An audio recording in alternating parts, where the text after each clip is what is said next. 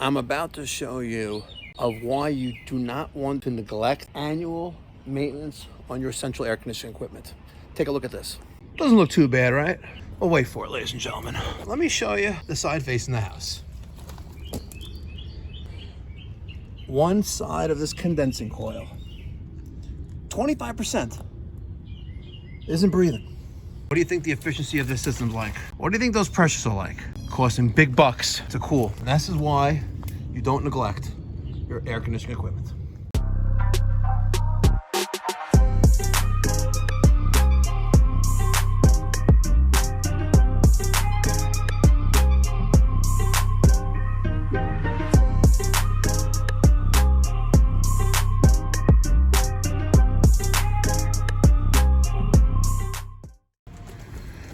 All right, ladies and gentlemen, I'm back.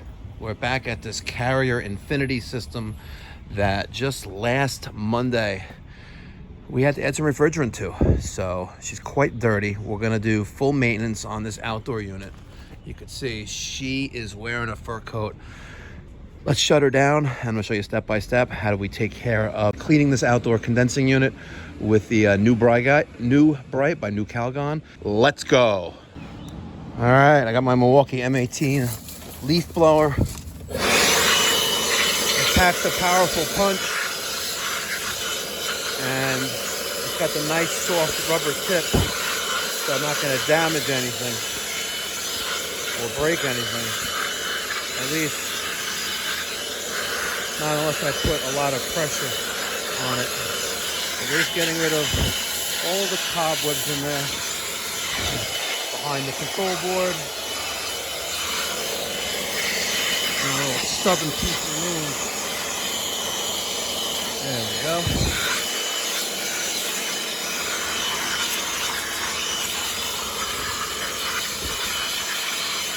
Beautiful. All right, next I'm going to take a grounded needle nose and touch my two leads together on the capacitor. And we're going to remove both wires from the capacitor. Blues are on one side, yellow is on the other. If you have a hard time remembering, take a picture, and that way you know exactly where to put them back. And it doesn't matter if they're reversed right now, but if you have a dual capacitor as opposed to a single that we have here, it's very important that you put the Herm, common, and fan wire back where they belong. So I got my Fluke 902 FC multimeter set to read capacitance. So we're gonna go to both terminals and we're going to read 38.7, 38.6. Our capacitor is a 40 plus or minus 6%. So we are good to keep that still in operation. All right, next I remove the wires, two wires going into both sides of the contactor coil on the right and left side. We're gonna get our multimeter again. Let's set it to read resistance. And let's get a resistance reading between the two sides of the coil. 14.5, I'm sorry for the glare. So anything in the teens is good with the single pole, with the 24 volt contactor. Anything in the teens is good. If it's well above, time to replace it. If it's well under, time to replace it. All right, next we're going to disconnect our wiring for the condenser fan motor, the outdoor fan motor. Come on, baby. Okay, and then the brown, and we have the green on that nut right there. So let's loosen up that ground wire, and then we'll take off all of the bolts and nuts off the top.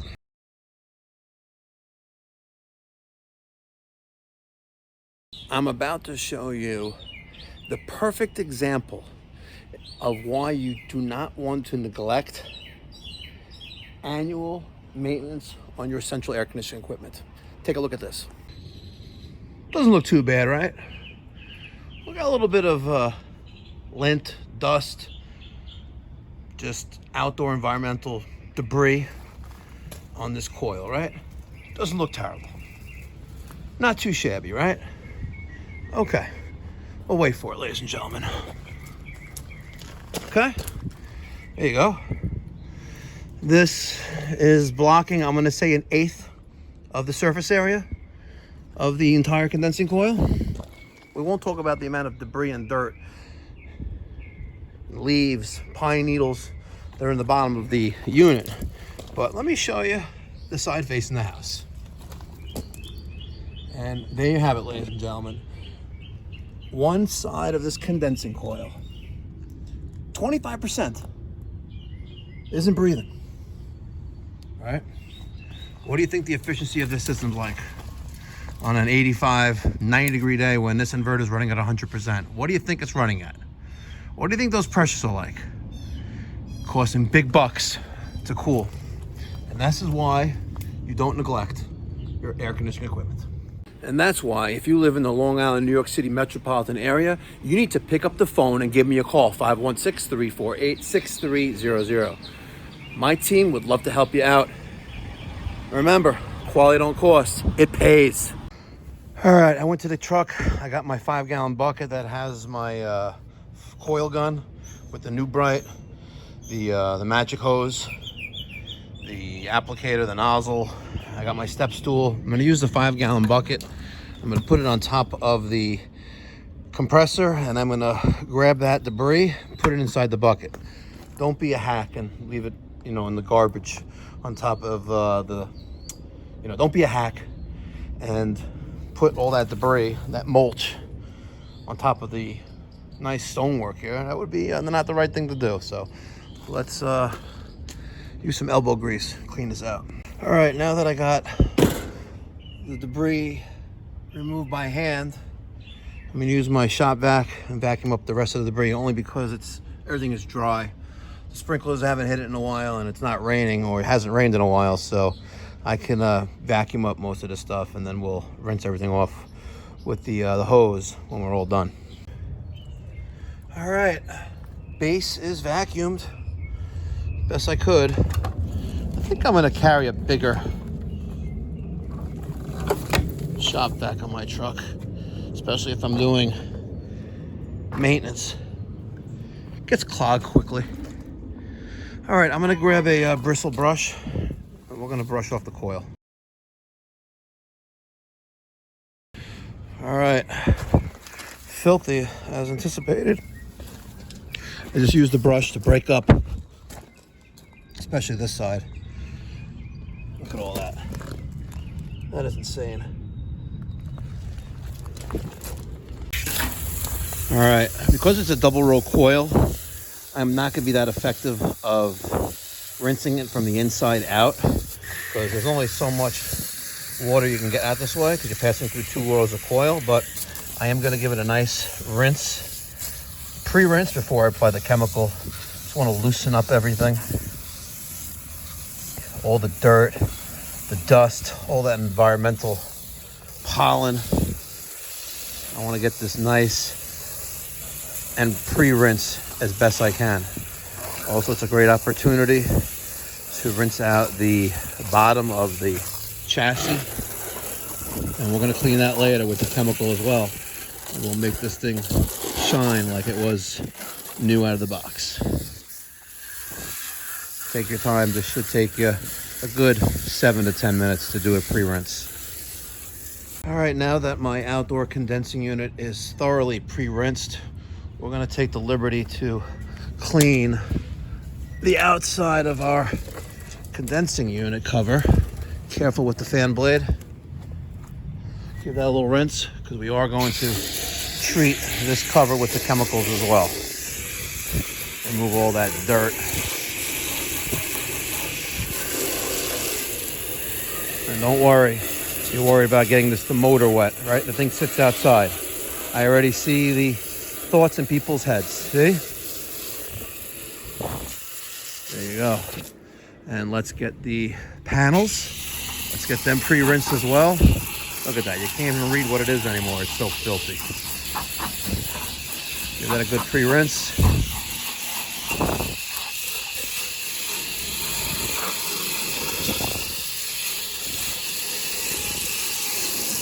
Let's see how the other side looks here. Not terrible, but let's rinse the opposite side as well on our panels. Beautiful. Okay, for cleaning the coil, I'm using the Nucalgon Nu-Brite. This is one of the best cleaners in the market that I happen to love. Now, you don't have to use, in my opinion, their proprietary coil gun. You can use any kind of coil cleaning gun. I'm going to fill this up about a quarter away. I find that a 1 gallon jug I can clean 8 condensers with. We're going to set the dial to B, which gives us the second strongest dilution ratio. There's your dilution chart. B is 4:1, or 25 ounces of chemical per gallon. All right, let's get the foam tip in place. All right, and let's spray her down. Now, since I have a double row coil, I'm trying to apply the chemical from the outside in. This is not the best way of doing it, but I have that double row coil, so I gotta take what I could take and get as clean as possible.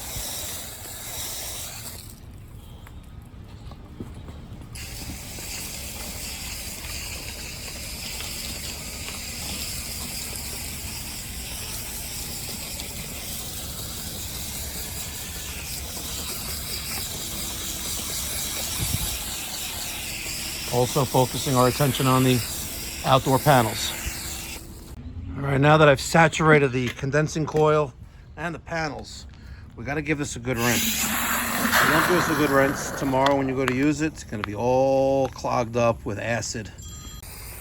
And I'm going to do this for 1 complete tank or container of chemical, thoroughly rinsing it.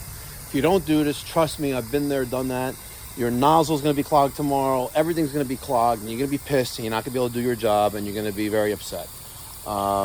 Just do this. It's a good time to also let the chemical do its magic. Okay, I'm just about finished rinsing off the chemical. I just wanted to show you guys. Hope you can see it in the video, but look at how much dirt is being rinsed off this coil. Look at it. I don't think you guys could see the magnitude, but you can see it on the coil. Look at that. And if you don't think this service is worth $389, you're smoking some real serious drugs. Because until May 30th, when you call Pipe Doctor Home Services, you're getting a full tune-up with cleaning of your outdoor coil for $389. And I'm throwing in a dual capacitor if you need it. Look at that. Wow. Let's get that area right there clean as well.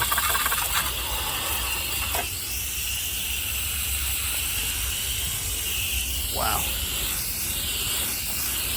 Incredible. Look at that. You can see the paint now on the bottom of the unit. Incredible. Wow.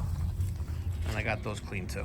All right, now that the condenser coil is completely clean, we're focusing our attention on the bottom, and especially the drain holes at the bottom.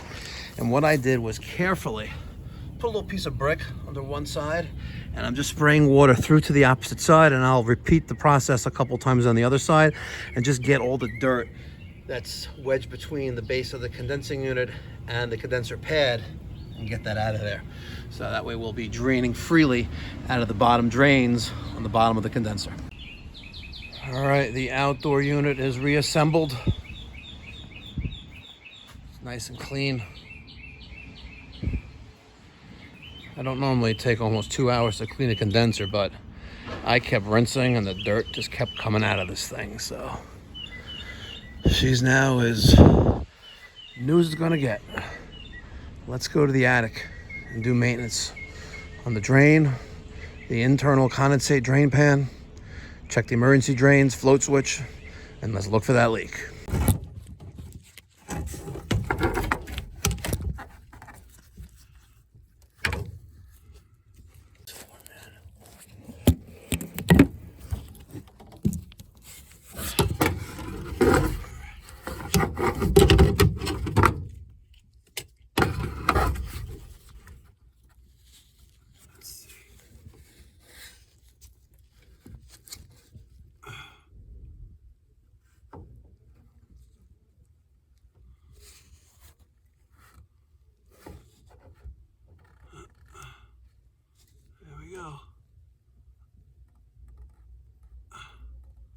maybe not. No, reflection.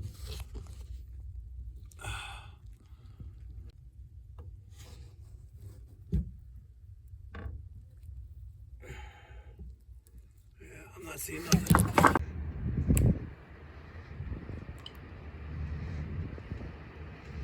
Yeah, we need a UV light.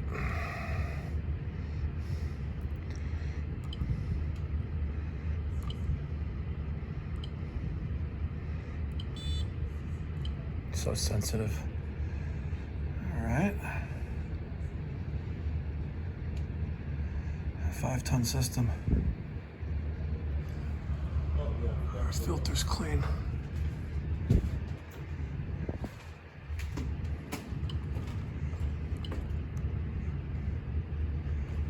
right, that was from today. And the lockout has not occurred.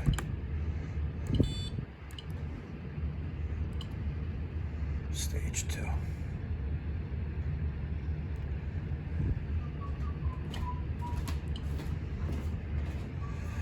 .94 static pressure. Now we're at 1 inch. We're at 100%. It'd be nice if it was 0.5. I wonder what happens if I take the filter out. Huh. No, that went back up again.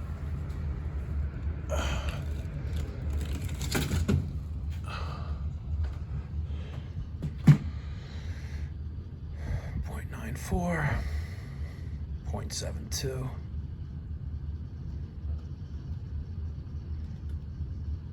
0.71, 0.7, 0.72. Maybe get a less restrictive, not a pleated filter, a regular non-pleated filter, and get that static pressure lower. I got 18-inch flex here.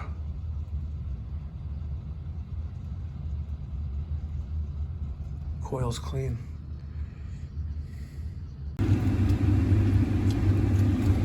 By the way, I knew that Tesla owners are freaks.